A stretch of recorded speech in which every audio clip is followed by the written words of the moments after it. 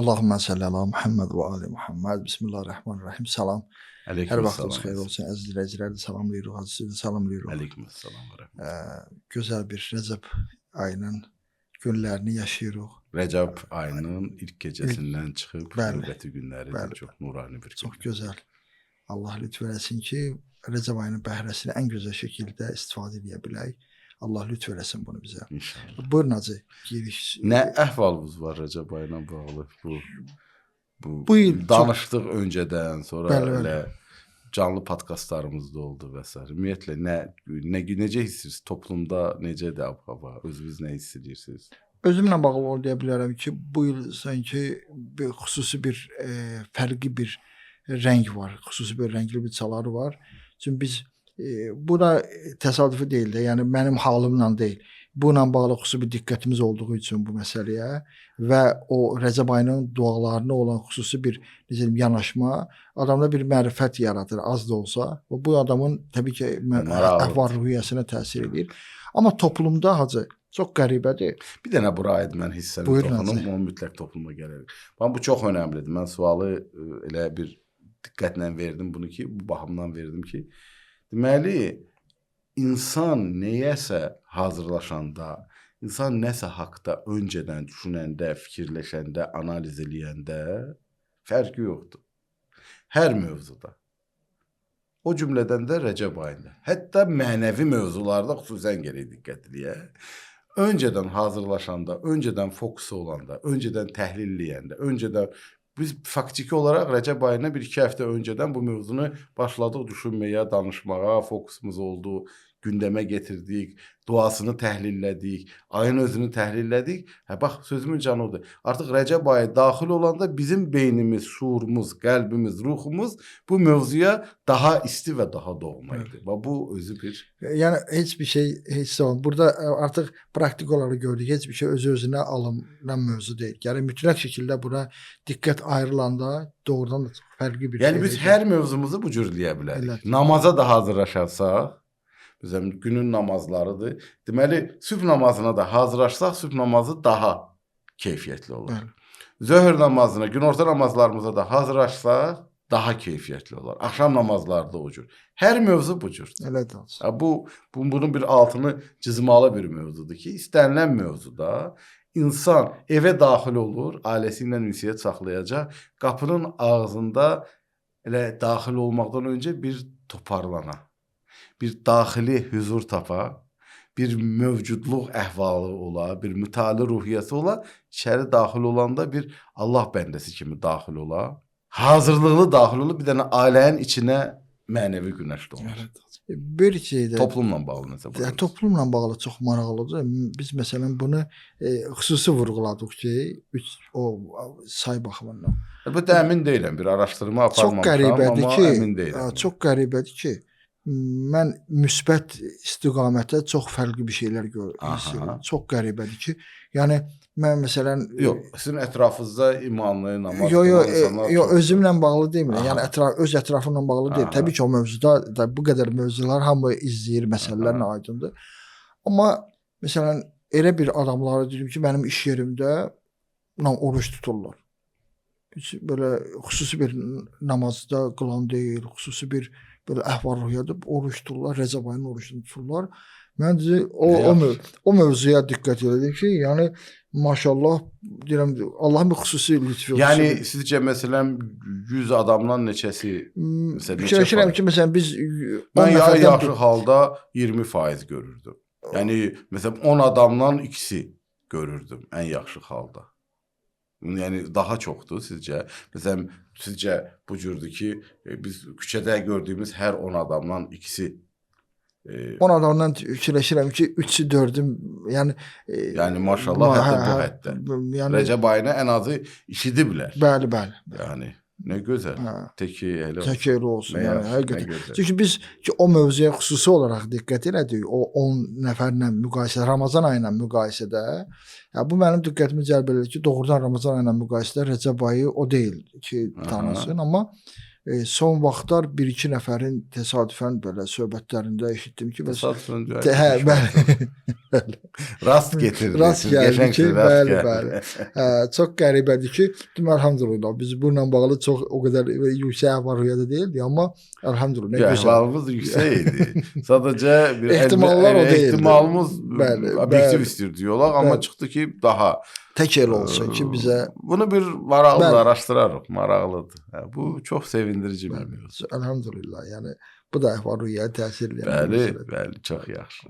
İnşallah hacı, istəyirsiniz belə biz duanın davamını inşallah gidək, ya sizin bir xüsusi bir giriş var mı? Biz elə Sırağın canlıda da danışanda da bir girişdə verdik ki, ümumiyyətlə biz bu dua ilə bağlı bir müzakirə eləmək istəyəndə nelərdən biz insanşünaslıq müstəvisində istəyirik bu duanı təhlil edək. Keçən dəfə də giriş oldu. İnsanşünaslıq baxışı ilə əsas antropoloji baxış, yəni insanşünaslıq bizim öz ana dilimizdə elə İslami elmlərin də içində insanşünaslıq deyir. Elmi dildə də, yəni müasir dünyada da buna bir antropoloji deyilir. Yəni antropologiya, yəni insanşünaslıq. Bu yöndən əsas yanaşır. Bunun yanında da nə həddə hiss eləsək fəlsəfi, nə həddə hiss eləsək irfani, nə həddə hiss eləsək bir əxlaqi və sair çalarlarda, sosial çalarlar da varsa da və bizim dəyərli böyük bu sahə üzrə əziz alimlərimizin də fikirləri, düşüncələri də varsa biz onları da çalışırıq, bölüşük və s. İnsanşünaslıq baxımından bu çox önəmlidir. Bir neçə mövzunu başlanğıc ipucuları kimi görək ki, bunların üzərində bu. Birinci budur ki, dünya məşğuldur hal-hazırda nə etməliylə, yeni nə üçün edirəmin üzərinə gəlib. Mən də bu mövzuda düşünürəm ki, böyük bir uğursuzluq var. İnsan üçün, bəşəriyyət üçün. Və ilahi dinlərin və mənəvi müstəvinin baxışı deyil bu. Hətta nə edirəmdən, necə edirəmdən biraz irəli gedilib indi. Şəxsi inkişaf və s. və mövzularında nə üçün edirəmi bir motivasiyon mövzunu getirirlər. Nə üçün edirəm? Məsələsi də əlavə olub. Bundan daha dərin bir mövzu var. Mən kim olaraq edirəm? Biz keçən dəfə bunun üzərində geniş danışdıq. Çox əhatəli mövzular oldu. Əlhəmdülillah. Və bildiyim qədər də elə hətta biz bu gün bunun indi növbətçisini çəkilişini edirik. Bu günləri tam şəkildə birinci getməli idi. Anonsu getmişdi ən azı bir. Deməli biz kim olaraq edirik? İstənilən əməli o cümlədən Rəcəb ayını kim olaraq yaşayırıq? Və Rəcəb ayının bu duasını kim olaraq oxuyuruq? İmam Sadiq əleyhissalam bizə bu baxımdan nə öyrədir? Bu bir istiqamət idi. Bura aid bir sual varsa... Hacı, bir dənə qısa olaraq bir şey deyim. Bu kim olaraq məsələsi. Vallahi düzün desəm mən ya mən diqqət eləməmişəm, ya biz bu mövzuya ilk olaraq bu illəri, bu məsələyə tək Rəcəb ayı deyil, Rəcəb ayının öncəsi də bəzi mövzular oldu ki, o kim olaraq mövzusu xüsusi olaraq fokuslandı ki, ümumiyyətlə yaşayanda, bir şeyi eləmək istəyəndə, hətta ailə qurmaq istəyəndə, iş görmək istəyəndə kim olarağı müəyyənləşdirsin, mövzunun üfüqü dəyişir, keyfiyyəti dəyişir. Bunu demək istəyirəm ki, biz məsələn o ki, dünyada bu mövzu ilə bağlı da deyilir ki, müəyyən araşdırmalar var, müəyyən mövzular var. Kim olaraq haqqında yox. Kim olaraq haqqında yoxdur. Yoxdur. Ya onu demək kim olaraq mövzusunu niyə üçün girmirlər? Suallarına cavablar özlərinə qane eləmir. Çünki heç müsəlman cəmiyyətləri girmir. İslam və müsəlmanın bir fərqi də burdadır. Yox, bu bir açardır. Bizə kim olaraq bizim bütün böyük bir inancımızın böyük müasir alimlərin də hamısı buna xüsusi vurğu edir. Məsələn, burada deyəcəyimiz söz çoxdur da, yəni o baxımdan. Bunsuz mümkündür. Bunsuz mümkündür. Quran bunu birinci bizə. Peyğəmbərimizin kimliyi əvvəl çatdırılır. Kimdir Peyğəmbər? Resulullah olmaqdan öncə kimdir? Əbd, Allah bəndəsi. Əbduhu. Kim olaraq rəsullluq eləyir? Kim olaraq nəbidir? Allah bəndəsi olaraq. Onu biraz açaq da. O Allah bəndəsi olarağı, yəni onu çünki biz necədir? Biz o deyirsiniz, həmişə deyirsiniz, biz öz bildiyimiz mövzulardır, amma gəlin bir rahat bir misal çəkək. Məsələn, bir nəfər müəllimdir, ya müdürdür, ya həkimdir. Bundan öncə kimdir? vicdanlı bir insandır məsələn. Öncə əbduhu olsa, Allah əbdu, Allah bəndəsi olsa, bunun üstünə gələr həkimdir. Bəli. Bunun üstünə gələr müdirdir. Bunun üstünə gələr fəhlədir. Bunun üstünə gələr ofisiantdır. Bunun üstünə gələr maşın sürücüsüdür. Bunun üstünə gələr baş həkimdir. Bunun üstünə gələr cərrahdır. Bunun üstünə gələr oftalmoloqdur. Bunun üstünə gələr təmizləyicidir. Bunun üstünə gələr nə gəlir gəlsin, pilotdur. Bunun üstünə gələr ictimai xadimdir.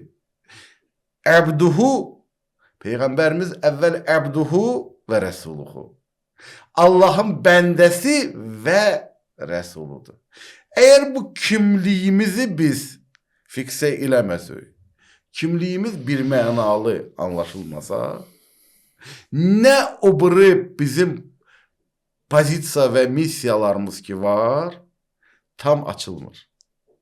Yəni mən müəlliməm demədən öncə mən kim olaraq müəlliməm? Mən bir Allah bəndəsi olaraq müəllim olsam, desəm ki müəlliməm, bu bir mövzudur. Mən bir Allah bəndəsi olaraq həkiməm desəm, bu bir mövzu olar. Mən bir Allah bəndəsi olaraq taksi sürücüsüyəm olsam, bir mövzu olar. Mən bir Allah bəndəsi olaraq təmizləyici olsam, bu bir mövzu olar. Amma Allah bəndəsi olmaqdan qəflət eləsəm və bu cür olmasam, mənim bu dediklərimin nə olmaqlıqları, necə etmələrim, nə üçün etmələrim hətta fərqlənər. Allah bəndəsi olmaq yəni nə? Allah bəndəsi olmaq nə? Sizcə nədir? Allahın bizə verdiyi fitri duyğuları olduğu kimi ən azı saxlayıb onu inkişaf elətdirmək. Allah bəndəsi, übudiyyət bəhsində də biz danışırıq. Allah bəndəsinin deməli mahiyyəti budur ki, Rəbbini tanıyır, fərqindəliyi var, elə belə deyir burada, məsuliyyətini duyur, dəyərini bilir, digərlərində dəyərini bilir, bu həyatın mahiyyətini bilir, kimliyindən xəbəri var və bilir ki, o üç sualı bəli, bilir ki, yaranmışdır, Allah yaradandır. Bilir ki, məxluqdur, o xaliqdir. Bilir ki, mərbubdur, o Rəbdir. Bilir ki, o yaranıb və bəndə olaraq, Allah bəndəsi olaraq ancaq doğru dürüst yaşaya bilər. Yəni, Allahınki olmaq, insanşünaslıq dili ilə desək, Əllamə Misbahın rəhmətullahi aleyhin dili ilə desək, çox mühümdür, Allahınki olmaq. Baxın, eşqin dərəcələri var, elə Allah bəndəsi də aşiqdir də. Birinci dərəcə budur ki, istənilən mövzuda eşqin dərəcələri var. Sevir bir şeyi və sevir, amma hazır deyil hər hansı bir öz komfort zonasından çıxar bu sevgisinə görə. Bu bir. Məsələn, Rəcəb ayında nə gözəldir Rəcəb ayında, amma hazırdır, komfort zonasından 1 qramda çıxmağa hazırdır. Allahı tanıyır, sevir, amma Allahın bəndəsi kimi hazırdır heç nə eləyə. Bu bir. İkinci dərəcə hazırdır. Hara qədər hazırdır? Köklü maraqlarına toxunana qədər. Köklü maraqlarına, həyatı bunun köklü maraqlarına, bunun egosu ilə bağlı, bunun mənməni ilə bağlı, köklü maraqlarına toxunana qədər, məsələn, meçidə getməyə hazırdır, xoşuna da gəlir amma birinci sırada dayanmasa və xüsusi hörmət olunmasa, hazırdır. Mən çox bariz misal çəkirəm də. Hazırdır. İləməyə hazırdır. Bəndə kimi yaşamağa hazırdır. Sevgisini isxarlamaya. Üçüncü başqadır. Üçüncü bir. Biz bunu heç keçən bəhslərdə yada salmamışdıq. Üçüncü səviyyə, üçüncü fərqli başqadır. Deyir, nədir düz? Mən və sevdiyim, deyir, mən və sevdiyim yoxdur. Onunki var. Mən və Allah yoxdur. Onun bəndəsi var. Onunki olmaq. Onun bəndəsi olmaq. Mən və o yoxdur ki, mənim köklü maraqlarıma görə mən onunla davranışıma fikir verim, bəzən bəli olun, bəzən. Onunki var. Onunki var. Onun bəndəsiyəm. Onun bəndəsiyəm. Və ona görə nə üçündüyüm də onun üçündür. Nə etməlim də onun istədiyi kimidir. Necə etmədiyim də, necə etməliyim də onun istədiyi kimidir. Mən fəqirəm, o qənidir. Mən alanam, o verəndir. Onunki. İndi Peyğəmbər əbduhu, yəni Allahınkidir, Allahın bəndəsidir. Bu işin keyfiyyəti nə qədər dəyişir? Tam dəyişir. Kim olaraq biz daxil oluruq Rəcəb ayına? Kim olaraq daxil oluruq? İnşallah ki, bəndə olaraq daxil. Allah bəndəsi olaraq daxil olsuq, nəfsimizin qulu olsuq. Bizdə qəşəng sözlər var. Qarın qulu. Qarın qulu nədir? Qarın qulluq eləmə. Çox dərin söz. Qarın qulluq eləmə. Yəni qarnının qulu olma. İnsan həva-i nəfsinin qulu olsa kimliyi olur. Yaxud stereotiplərin qulu, mühitdə qəbul olunmuş hansısa bir mövzular ki oturuşub. Bu da onların, o standartların asılsına çevrilir. Yəni kim olaraq çox həlledicidir. Ona görə bu birinci mövzu kim olaraq. İkinci mövzu budur ki, hansı səviyyədə?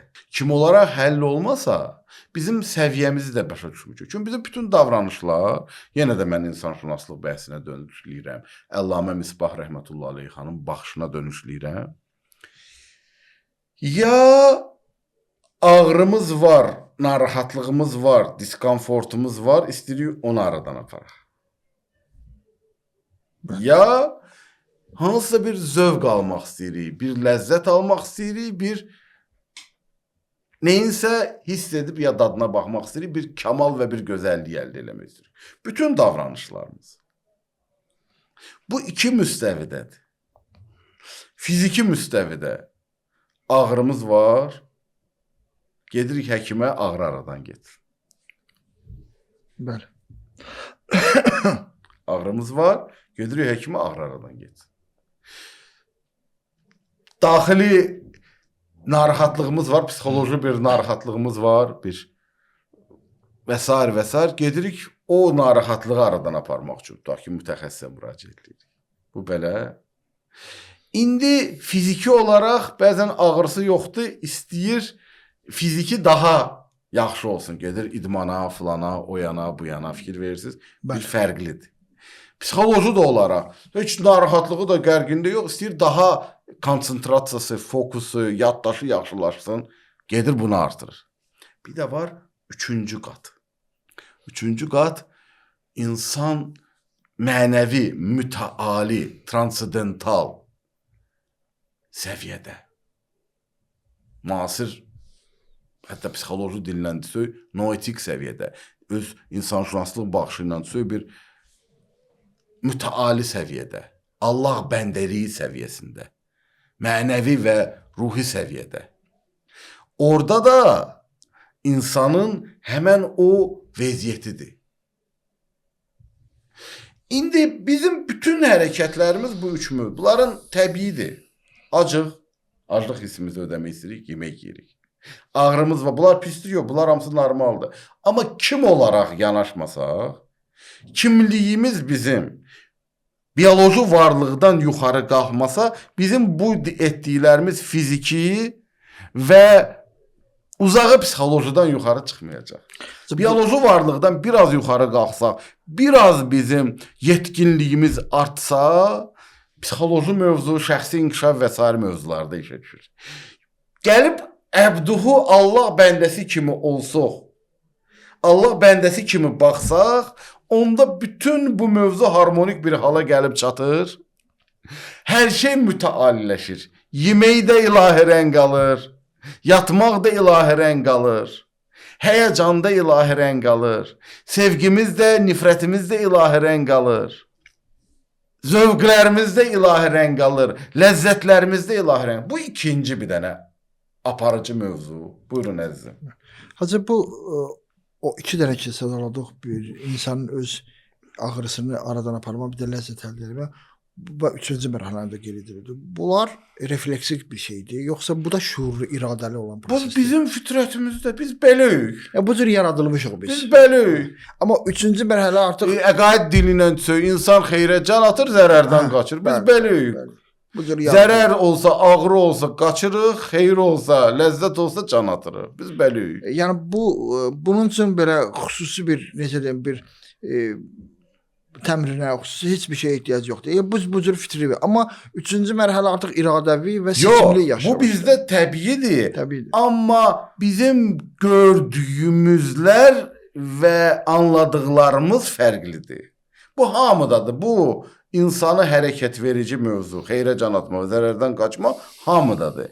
Amma xeyri nə bildiyi Bəli. və zərər nə bildiyi O dünya fərqlidir. görüşünə görə dəyişir. Bu bəli fərqlidir. Bəli. Başa düşdüm. Bu fərqlidir. Biri üçün quşonlu səviyyəsindədir. Quşonlu çox yaxşıdır, mühümdür, önəmlidir. Söhbət ondan getmir. Allahın bir. Amma həyat ancaq quşonlulardan ibarətdir. Və kimin üçünsə, bu çox önəmli mövzudur. Çox ciddi bir mövzudur. Ki bizim fərqlərimiz tanıma və mərifətlərimizə görədir. Bəzən tanımadan və mərifətimiz də olmayanda onda bizi nə təhrik eləyir odur. Biz oyuq. Yəni biz bir var tanıyaq və mərifətimiz olsun, bir də var yox buraxaq axarına. Axarına buraxırıq. Nə trigger olur, nə təhrik olur. Biz elə onun dalıca gedirik. Bütün reklam bazarı aşağı yuxarı buna arxain olaraq buna uyğun davranılır. Şuurlu, üzr istəyirəm, şuurlu deməli reklam bazarından bəhrələnmə də var. Alıcı kimi. Amma sırf axına düşüb və təsirə düşüb və məsələ ilə baxma da var. Mən istəmirəm çox bəhsimizdə var. Deməli birinci mühüm mövzu kimlik mövzusu, ikinci mühüm mövzu səviyyələr mövzusu. Kimliyimizə görə bizim fiziki, yalnız fiziki, ya fiziki və emosional psixoloji və yaxud mütəali mənəvi bəndəlik əhvalı və bütün bunlar da onun içində harmonik yer tutur. Onda bütün fiziki və psixoloji, emosional halımızın da gücü olur. Və üçüncü mövzumuz da nə? Bizim bütün davranışlarımız xeyrə can atma, zərərdən qaçma və ağrıdan qaçma və ləzzətə can atma. Burada da kimliyimizin nə olduğu və hansı müstəvidə davranmağımıza görə bu da o cür özünü göstərir. Bu da o cür özünü göstərir. Siz elə bil ki, bir hansısa qazandır. Qazanın içinə hansı ingrediyentləri atsız yemək olacaq. Yeməyi pişirmək və s. bunlar da öz yerində olan mövzulardır. Amma bu nə tökürsüz odur. Bir dənə də mühüm mövzumuz oldu nə bizim? Deməli biz kimliyə toxunduq, müstəvilərə toxunduq, neydən qaçırıq, niyə can atırığa da toxunduq. İndi gəldi çıxdıq biz buna ki, bizim kimliyimiz, fokusumuz kimliyimizə, aktivliyi olmasa, aktivasiyası olmasa, işə salmasa o kimliyimizi, bizim nə üçünliyimiz işə düşə bilməyəcək. Və bizim necəliyimiz də və nə etməlimiz də işə düşə bilməyəcək. İndi bu acı ilə biz geri dönsək, duaya baxsaq, ya mən ərcuhu li kulli xeyr, bir Allah bəndəsi kimi ki, ümidi var. Və bütün xeyir işlərdə bilir ki, o həqirdir, o Allah bəndəsidir və ümidi var və bilir ki, Allah hər şeyi görür, bütün xeyir işləri görür, ən xırdasını da görür və onun əvəzini verir. Və üstəlik də bir Allah bəndəsi kimi üçün onunki yox, bilir ki, bizi dərhalda cəzalandırmır. Dərhal qəzəbi tətbiq eləmir. Üstəlik də biz fərqindəyik ki, ya mən yutil kasira bil gəlir. Bizim onunki bəndəsi o fürsət bir bəhanə lazımdır ki, bizə əta eləsin. Bunları biz təqribi toxunduq. Bəli. Buyurun, əgər yenə də bura qədər də bir mövzumuz varsa, bəli.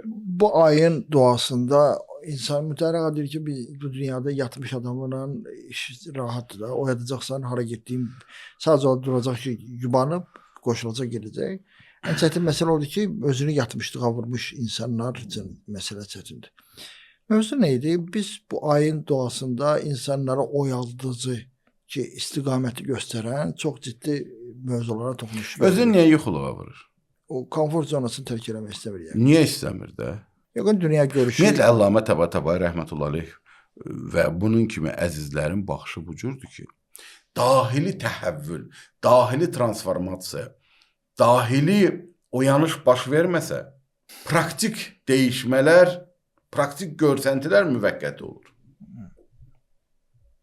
Ona görə bu çox ciddi mövzudur ki, bir insan özlüyündə niyə o özünü komfort zonasından çıxmaq istəməsin ki, xeyri görür də orada. Bu nəqd xeyri görür orada və hansısa bir mövzunun zərərini hələ görmür. Deməli, bu əgər xeyri görsə ki, buradan çıxmaqdır, buradan çıxacaq. Buyurun, sualınızı verin. Sual ondan ibarətdir ki, bu mövzu ilə bağlı ki, insanı oyadıcı mövzularla bağlı da duada bir mövzu var ki, istəməyənə belə verir Allah.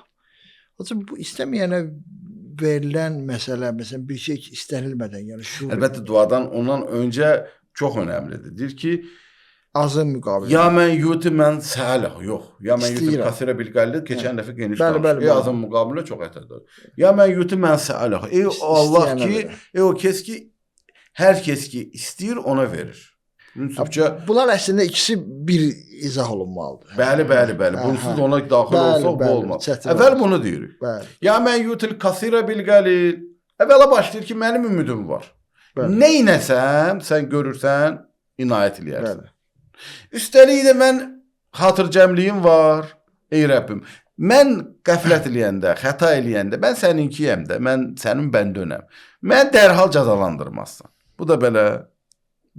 Sonra gəlir ki, ya mən yutul kasirə bilqəli, mənə azdır, əlim boşdur, bir şeyim yoxdur, amma yenə də sən narahat deyirəm, niyə? Çünki sən azın müqabilində çox hətə eləyənsən. Ümidin şiddətidir, ümidin bir maksimumudur.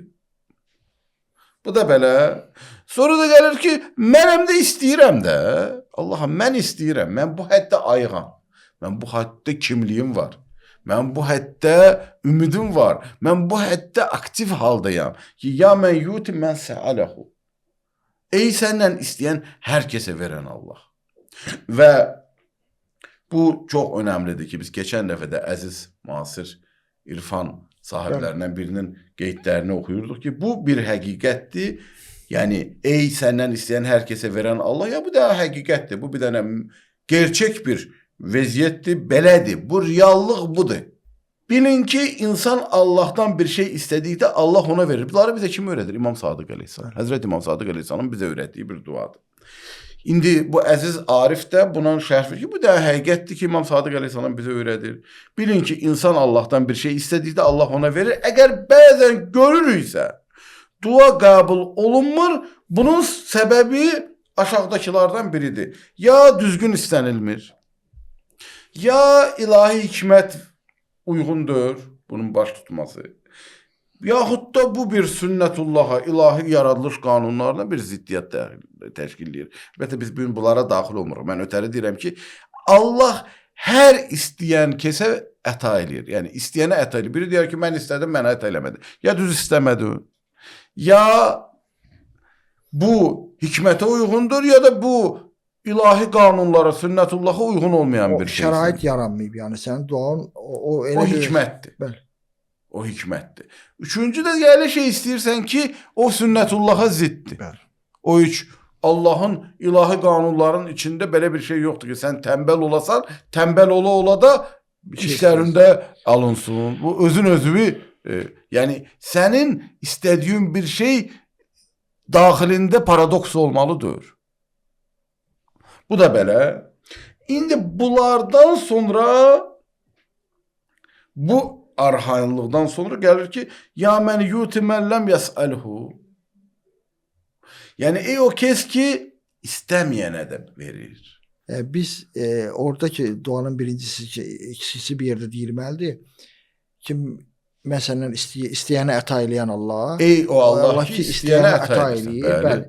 Deməli bunun elə bil ki, əsaslandırılması odur ki, duanın ikinci hissəsində ki deyilir, sən istəməyənə də verirsən. Yəni bu əslində birincini daha çox əsaslandırmaq üçün verilən dua hissədir. Burada bir Allah bəndəsi Urəfanın dili ilə söz, mənəvi böyük əxlaq ustadların dili ilə söz, bəndə burada Allahın bəndəsi burada naz eləyir. Deyir, sən istəməyənə də verirsən. Mən səndən istəyirəm ha. Elə bir ki, evdə bir gəlib valideynə deyək ki, bax sən qonşunun uşaqları heç onlar ya mənim bax o bu uşaqlar şuluq salır. Mən amma görürsən mən dərs də oxuyuram ha, məsələn. Yəni bu deyir ki, yəni mən istəyirəm ay Allah. Sən istəməyənə də amma verirsən də. Yəni mən amma istəyirəm. Bəli. Gör nə qədər incədir. Bəli, bu hissə indi adamın diqqətini cəlb edir ki, bu əslində bir növ dediyiniz kimi də bəndə bir növ öz istəyini biraz da möhkəmləndirmək üçün. Mən səaləhu. Ey Allah ki, mən ondan istəyirəm. Üstəlik ardıca da ki, ya mən yötüm məlləm ya salihu. Sən istəməyənə də verirsən. Yəni sən istəməyənə də əta eləyirsən. Yəni gör indi mən ki istəyirəm, mən ümidim var, gör mənə nələr verərsən. Üstəlik tək istəməyənə deyil. Burada da maraqlıdır. Allah yalnız ondan istəyənə deyil. Bu duanın şərhində gəlir. Hətta heç nə istəməyənlərə də verir. Biz qəflət eləmişik. Məsələn, siz uşaqlıqda Allahdan nə istəmişdiniz? Nəfəs istəmişdik. Dünyaya gələndə Allahdan istəmişdik bizə nəfəs versin. Biz istəmədən nəfəs verdi. Biz birinci ağlayarkən nəfəs almaq, ağciyərlər işə düşdü. Yaşadıq. Can istəmişdik. Sağlam bədən istəmişdik. İşlək mədə istəmişdik. Fəal ağciyər istəmişdik. Bütün bunları Allah sizə verib, amma siz ondan bunları istəməmişdiniz. Biz onları istəmədən Allah bunları bizə verib. Sizin sahib olduqlarınızın şərhdə gəlir. Böyük bir hissəsini minlərlə, 10 minlərlə, 100 minlərlə olan mövzunu heç siz istəyiniz olmadan əta eləyir. Məsələn, bizim tutaq ki, hansısa istedadlar, qabiliyyətlər, filanlar verir. Biz onları istəmişik. Heç biz bilmirdik belə bir şeylər var. Deməli, Allah istəməyənə də belə bu qədər istəmədən bəxş eləyir, əta edir. Bu belə. Amma biz istəyirik. Hacı üzr istəyirəm ki, mübarək Ramazan ayının xutbəsində ki, Peyğəmbər sallallahu buyurur, Ramazan ayı öz bərəkəti ilə sizə doğru gəlməkdədir. Yəni hər silində biz istədik, istəmədik, mübarək Ramazan ayı bizə doğru gəlir. Bu nemətləri əslində bu cürmədir. İndi Ramazan ayının mübarək ayı toxundunuz, elə onu da deyək. Burada da onu da işarə edir ki, biz əslində indidən yeri var, Allahdan istəyək ki, bizi mübarək Ramazan ayına hazır hala getirsin inşallah. Və mən ləm ya'rifu tanımayana da verirsən ay Allah, duanın ardı. Yəni mən səni tanıyıram. Ümidim var. Arxayınam. Bilirəm çoxum azın müqabilində çox verirsən. Mən səndən istəyirəm, bilirəm də ki istəməyənə də verirsən, tanımayana da verirsən.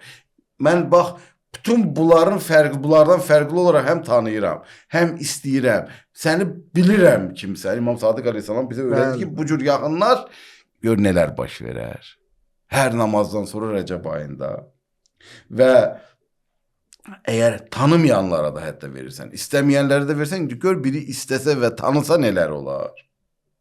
Yəni bütün bunlar diqqət olunası mövzulardır. Bunlar önəmli məsələlərdir. Baxın, kim olaraq biz hərəkət edirik? Bir Allah bəndəsi kimi. Nə üçün hərəkət edirik? Onunki yox da. İstəyirik onunki kimi nə ola bilərik? Tam olaq. Tam o vəziyyətə realizə olunaq. Necə o buyurduğu kimi? Nə edək o buyurduğu kimi? Bəli. Yəni biz qədimdə bir tələbə dərs oxumağa başlayanda birinci nə edirdilər? Nə aşılayırdılar ona? Ki buyunu itib. Hansı dərs mühüm dərs idi? O olmasa xeyri yox idi. Əxlaqdır. Bəli. Niyə? O insanın kimliyi o verir.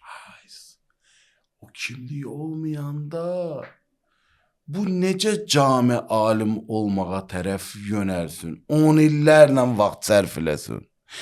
Hətta ki o kimliyi olmasa bütün bunlar hicaba çevriləcək. Bütün bunlar maneəyə çevriləcək. Bütün bunlar təkəbbürə gətirəcək.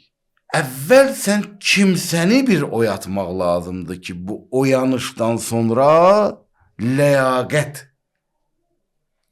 və huzurla tam aktiv əhvalla mütali ruhiyyə ilə sən gedəsən bu mövzuların ardınca. İndi tələbəni qoyuram. Ailənin içində uşağa birinci nə öyrədilməlidir? Əxlaq. Sən Halal, halal. Allah bəndəsisən. Bəli. Sənə Allah elə belə yaratmayıb. Sənə nemətlər verib. Sən bunların şükrünü ilə nə ki ixtiyarında var, bunlar hamısı Allahın nemətidir. Bunlar da doğru dürüst davranmağı öyrənginə. Ondan sonra onun IT oxumağının, onun ingilis dili oxumağının, onun zamanında mütəxəssis olmağı, müxtəlif mövzularda, nə bilim, game maker olmağının, nə olmağının ondan sonra mənası var. Ondan sonra o kimliklə o olanda o onu aparıb çıxartmayacaq, tükənməyə, burnout-a götürüb çıxartmayacaq. Yəni tükənməyəcək. Ən böyük günün problemi nədir? Depressiya, tükənmə, ləzzət ala bilməmə, nemətin fərqində olmama, nevroz, başdan ayağa. Çünki kimliksiz bunlar baş verir. Kimliksiz bunlar baş verir. O məşhur misal ki var, biz qaid dərslərində də biz bunu adətən çəkirik. Bir dənə tablo çəkilirdi. İnsan tablosu. İnsan tablosu çəkiləndə gəldilər, dedilər ki, gəlin bunu daha yaxşı qələmlə çəkik. Başladılar qələmi itiləməyə. Sonra dedilər, bu tablo ki çəkirik, bunun gəlin materialını daha yaxşı eləyək. Başladılar onun materialını da dəyişməyə. Çərçivəsi də qəşəng olsun, çərçivəsi də qəşəng olsun. Gəlin bunu o kologramma ilə eləyək. Məsələn, belə eləyəndə qabağımıza bütün opsiyalar gəlsin, biz onu basanda filan eləyəndə belə olsun, xəli olsun, odur budur. Sonra rənglər yox, adi rənglər yetərli deyil. Gəlin bütün rəng və çalarları da bura getirək. Sonra gəlin baxaq ümumiyyətlə görək başqa nə texnikalar var? Nə. Bəşər 16-cı əsrdən bu yana insan adına başlanan tablonu qoyub qırağa, tablonun materialı ilə, qələmi yonmaqla, çərçivələrlə, bəzən hansısa hissədə yaddan çıxardıb insanı günəşi çəkməklə, nə bilim, ayrı-ayrı detalların üstünə getməklə, bəzən ona dayaq düzəltməklə məşğuldur. Amma İmam Sadiq əleyhissalam bizə gəlir Rəcəb ayında, deyir ki, neyin tablosunu çəkirik? Bəndənin. Allah bəndəsinin tablosunu çəkirik. Allah bəndəsinin tablosunu çəkirik. Neyin yürü bunun içindir? Rəcəb ayının içində, Şaban ayının içində, mübarək Ramazan ayının içində nə var? Bunun üçündür. Oruc bunun üçündür. Namaz bunun üçündür. Rəcəb ayının duası bunun üçündür. İftarlar bunun üçündür. O başlanalar bunun üçündür. Leylətül Rəğaib bunun üçündür. Rəğbət bunun üçündür. Sağlamlıq bunun üçündür. İnsan xəlifətullah yaradılmaq bir prosesi üçündür. Və bütün bunların içində biz Leylətül Rəğaibdən çıxmışıq da. Leylətül Rəğaibdə Rəcəb ayının ilk cümləsində deyir ki, sən hansı kimliklə bu gecəni yaşayacaqsan? Hansı kimliklə? Allaha bəndə kimliklə. Allah bəndəsinin rəğbəti nə olacaq? Müasir dövrdə da danışmışıq bunlar haqqında, istəyirəm biraz yada salaq. Ən böyük rəğbətimiz, ən fundamental rəğbətimiz nə olmalıdır bizim? Zamana sahib olmaq. İmam Zaman ağa Əcil Fərəcəxumla birgəlik. Biz İmam Zaman ağa Əcil Fərəcəxumla, 12-ci imamla, Hüccətullahla, Babullahla, Sirat-əl-Müstəqimlə onunla birgəliyimiz olsa, məiyyətimiz olsa, bütün o biri mövzuların mənası var. Həzrəti Nuh əleyhissalamla birgə olub gəmisinə minmək kimidir. Ötən dəfə bu mövzuya. Peyğəmbərin Məkkədə Peyğəmbərlə əleyhissalamla Allahın salamı olsun ona və onun pak əhli beytinə bir yerdə olmaq kimidir. Mədinədə onunla olmaq kimidir. Əmir əl-Möminin xanəneşin olduğu vaxtı Əli əleyhissalamla olmaq kimidir. Həzrəti Zəhra salamullah aleyhə ilə olmaq kimidir. Həsənə ilə olmaq kimidir.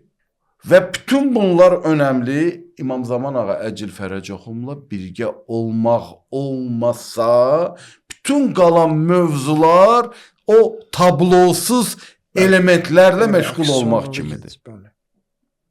Və biz Rəcəb ayından hazırlaşmalıyıq ki, Ramazan ayında Əhyada İmam Zaman ağa Əcil Fərəcoxuma nazil olacaq mələklər. Bizim təqdiratımız müəyyən olacaq və üstəlik də hər an zühuru ola bilər. İnşallah. Yəni bu mənada bəli, biz Rəcəb ayı həm də İlahi İmamla Hüccətullahla bir məiyyət fürsətidir. Allah üzrə nəzərləsin. Azı bir sualda Buyurun. mümkün olsa, Rəcəb ayında mübarək duanın duaları çox kiçik cümlələrlə özündə çox böyük mənaları kəsb edir. Bu sanki bu ayın özündə giriş hissi olduğu üçün insanlara kiçik bir fokuslanma istiqamətlər var. Və buna bağlı sual vermək istəyirik ki, bu Rəcəb ayının dualarındakı bu istiqamətlər ki var, insanın mərifəti ilə bağlı, istəklərlə bağlı bunlar. Bu digər aylarda bunun məntiqi davamı kimi gəlir. Yəni bunlar sanki məsələn həm də surə ilə bağlı deyir, həm də surə bir kitabın açarı kimi burada olan mövzular adır. Biz demək olar ki, Rəcəb ayının bu duası əslində mübarək Ramazan ayında olan o duaların bir bazasını bizə təqdim edir. Yəni bizi o duaların özünə də hazırlamaq kimi təqdim ola bilər bunlar. Çox gözəl mövzuya toxundunuz. O rəca ki, o ümid ki, Rəcəb ayında var. O rəhmət müstəvisi, rəhmət prioriteti, rəhmət birinciliyi, rəhmət öncüllüyü, rəhmət paradigmasının bu 3 ayda olduğu elan olunur. Mən eyni fikri müxtəlif sözlərlə dedim. Hərə özünə hansı rahatını da götürsün. Baxın, yəni 3 aylıq gəlib rəhmətdir bu ay. Və siz qeyd elədiyiniz kimi bütün etdiklərimizdə ya mənərcuhu li kulli xeyri unutmamalıyıq. Və amenu sahatuhu ində kulli şəri unutmamalıyıq. Ya mən yutil kasira bil qəlili də unutmamalıyıq. Ki biz hər bir xeyirdə ümidliyik. Bu 2 ay boyunca nə olacaq? Xeyirlərdə də bilməliyik ki, Allah görür və əvəzini verir. Və arxayın olmalıyıq, dərhal cəzalandırmır. Xüsusi qəsdimiz olmasa, israrımız olmasa. Və azın müqabilində çox əta eləyir. Perfeksionizmdən, o hər şey maksimum olsundan uzaq dur. Nə inirsən, onu keyfiyyətli ilə. Narahat olma, azın müqabilində çox əta eləyir. Dalıca da istəmə bacarığı vərdiş üzərindən deyil. Biri yemək yiyir, Bismillah deyir. Fərqində də deyil. Mübarəkdir. Bismillahla başlayır. Bir də var bir adam yemək yeyəndə Bismillahirrahmanirrahim deyə və bu cür baxa ki, Allahın rəhməti ilə başlayıram. Bütün bu nemətləri o verib rəhmətidir. İndi də bəndə kimi yesəm xüsusi rəhmət də verər. Görün nə baş verir. Yəni bu bacarıq, istəmə bacarığı.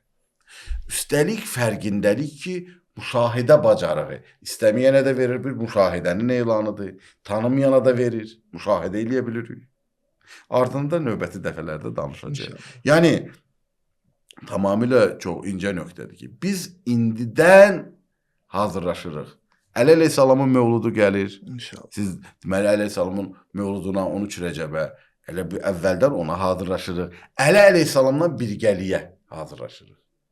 Hanım Zeynəb salamullah aleyhanın vəfatı gəlir, onunla birgəliyə hazırlaşırıq. Məbəs bayramı gəlir, peyğəmbərliyi olunma. O günlə birgəliyə. Əvvəldə nə varsa Rəcəb ayının içində, sonra Şaban ayının içində, sonra Ramazan ayının içində hamısının başlanğıc cümlədə əslində o bütün xeyir işlərin içində əhatə olunur. Və bu böyük bir bacarıq olar ki, insan Ramazan ayı bitəndən sonra geri dönüş eləyə Rəcəb ayından bu yana baş verən bir yolu, mənəvi 3 aylıq yolunu bütöv bir təhlil eləyə. Hardaydı? O biz bu günlərdə bir müzakirəmiz var idi. 10 şkalalı, 10 bal sistemli şkala. Bəli. Məsələn üçün bunu da deyək, vaxtımız da var. Məsələn, insan hədəf qoyanda, hədəf arzudan fərqlidir də. Hədəfin hansı cəhətləri olmalıdır? Hədəf ölçülə bilən olmalıdır. Hədəf birinci konkret olmalıdır. İkinci ölçülə bilən olmalıdır. Biz bunu ölçə bilməliyik. Üçüncü biz bacardığımız bir şey olmalıdır. Dördüncü kiməsə zərərli olmalıdır. Beşinci də dəyər yüklü olmalıdır. İndi biz əgər Ramazan ayı ilə bağlı hansısa bir hədəf qoymaq istəyirsə, gərək buna cavab verə və baxmalıyıq ki, biz tutaq ki, bir 10 ballı o şkalada biz indi hardayıq? Yekun hədəfimiz olsa, bir də vəziyyəti bilmək üçün, ölçmək üçün biz gərək hər vəziyyəti dəyərləndirə bilək. İnşallah. İnşallah. Təşəkkür eləyəcək. Allah kömək olsun. Maşallah duanın ətrafında bir xeyli mövzuya da toxunduq. Allah kömək olsun. Allah razı olsun sizdən. Çox sağ olun. Sizin dəyərli suallarınızla. Və mən bütün əziz tamaşaçılara da müraciət etmək istəyirəm ki, fürsətdir. Bu Rəcəb ayı fürsətdir. Allah bizə qüvvət versin, güc versin. İnşallah bəndəlik ruhiyyəsi nəsib eləsin. Təşəkkür edirəm. İltimas duamız. Çox sağ olun. Sağ olun.